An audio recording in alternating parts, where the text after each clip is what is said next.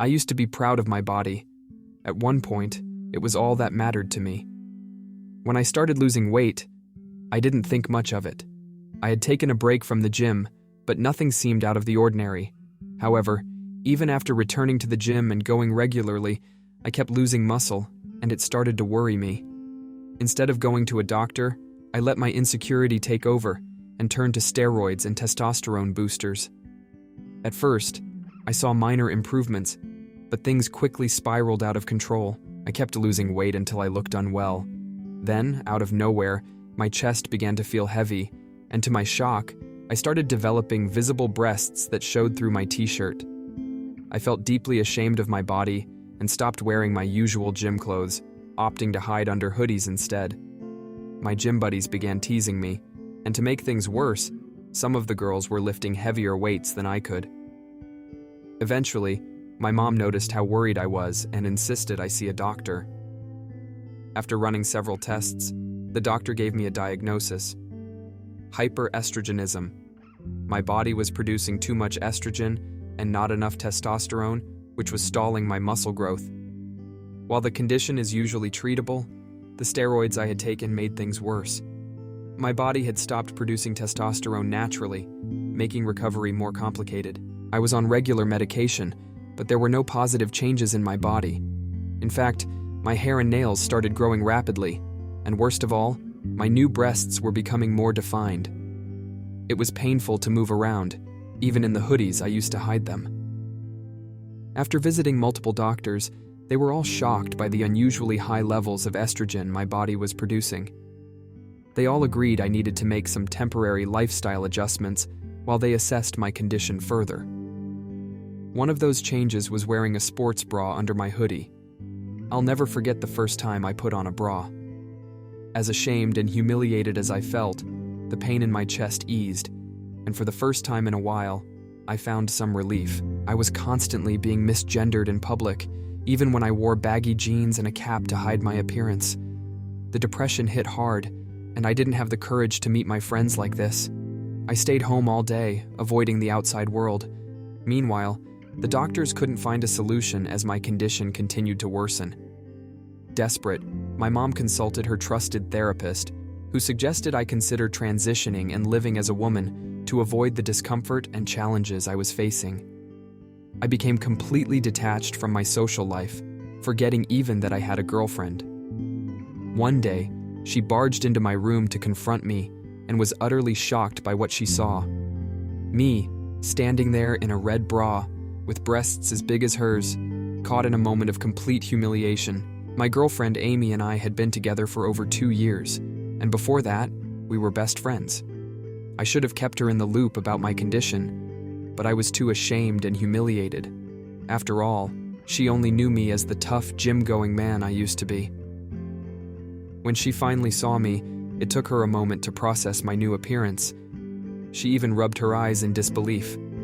My mom sat her down and explained everything, asking her to help me navigate my condition. My mom was convinced that my days as a man were over and that it was time for me to start fresh as a woman. I stood there, overwhelmed with shame, as my mom urged Amy to support me in embracing my new sexuality. It took Amy a couple of days to adjust to this new reality, but when she came back, she had a mission in mind: to transform me into a gorgeous woman. I tried protesting, but deep down, I knew I was losing my manhood with each passing day. She did her best to convince me, and eventually, I gave in. With a determined look, she pulled out a bag full of cosmetics and outfits. First, she made me shave my entire body, leaving no trace of my former self.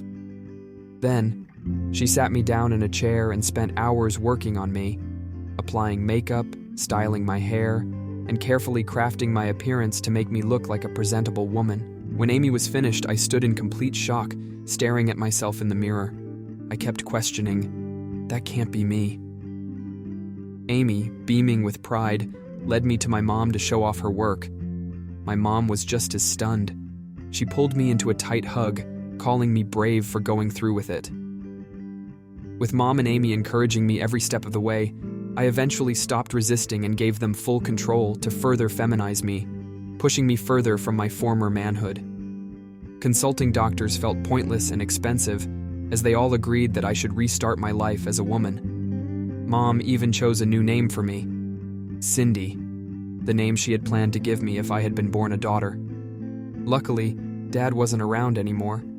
I couldn't bear to imagine what a proud man like him would think if he saw me now, dressed in a tight-fitting lingerie set, learning to walk in high heels, as my girlfriend and mom cheered me on in the background. My first outing as Cindy was nothing short of nerve-wracking. Amy went all out, dressing me up and making sure I looked nothing like the man I used to be. Once my initial nerves settled, I managed to walk confidently in public, and Amy even insisted we do some shopping. I enjoyed spending time with her, but it wasn't like before. We weren't spending time as a couple. It felt more like she was treating me as her girlfriend instead. I had recently lost touch with all my friends, but Amy saw the college reunion as the perfect opportunity to reconnect. I wasn't ready to face my old buddies as Cindy, but Amy insisted it was time to be proud of who I am. The moment I stepped into the auditorium, the entire room gasped and turned to stare at me. Walking toward my old friends felt like the longest journey of my life. It was awkward, not just for me, but for them too. They looked confused, unsure of how to approach the situation. We used to talk in a laid-back, casual way, full of slangs and jokes, but now their demeanor completely changed. They treated me with respect and care, speaking to me like I was a pretty woman. Amy eventually told them the truth, and to my surprise, they were kind and supportive. At the party, Amy introduced me to Sean, and I couldn't believe she would do something like that. Back in college, my friends and I often bullied Sean for being feminine and weak. Now, here he was, smiling at me and clearly checking me out, while I stood there feeling utterly ashamed and embarrassed. I apologized to him for how I had treated him during our college days, expecting some resentment, but instead, he surprised me with kindness. He offered his support and assured me that he'd stand by me if anyone tried to make fun of me. His understanding only deepened my guilt, but it also gave me a sense of unexpected comfort. I didn't expect Sean to follow up after that night, but he surprised me by calling and asking if I'd be comfortable being his friend. I wasn't sure why I said yes, but I'm glad I did. Spending time with him felt refreshing. He didn't care about my past, and being around him was easy. One day, we went to an amusement park and were having a great time. Sean promised to win me a prize, and I teased him, saying those games were rigged. Smirking, he challenged me, saying that if he won the teddy bear, I'd have to agree to go on a date with him. Caught up in the fun, I laughed and said yes without thinking. To my shock, he won the teddy bear on his very first try. That's when it hit me. I had just agreed to go on a date with him. In a state of panic, I rushed to Amy, hoping she'd talk me out of it. Instead, she assured me that going on a date and experiencing the other side for the first time might actually be a good thing. She told me it was completely normal for a woman to feel butterflies for a man. When I hesitantly asked if she was still my girlfriend, she just laughed and said, "You're a woman now. You should start thinking like one." She promised she'd always love me, but she wasn't a lesbian. The reality hit me like a ton of bricks. My ex-girlfriend was dressing me up for a date with another man, a sentence I never thought I'd say in my lifetime. Sean knew this was my first date as Cindy and did everything he could to help me feel comfortable. He complimented my dress and my looks, effortlessly charming me with his kind words and easygoing personality. As the night went on, we bonded over good music and wine, and I found myself relaxing, even enjoying his company more than I expected. I could feel myself melting into the moment, nervously anticipating his next move. Then, he leaned in for a kiss. My heart raced as I hesitated for just a second before leaning in too, and in that moment, I kissed a man for the first time. It felt surreal, unexpectedly magical, like something straight out of a storybook.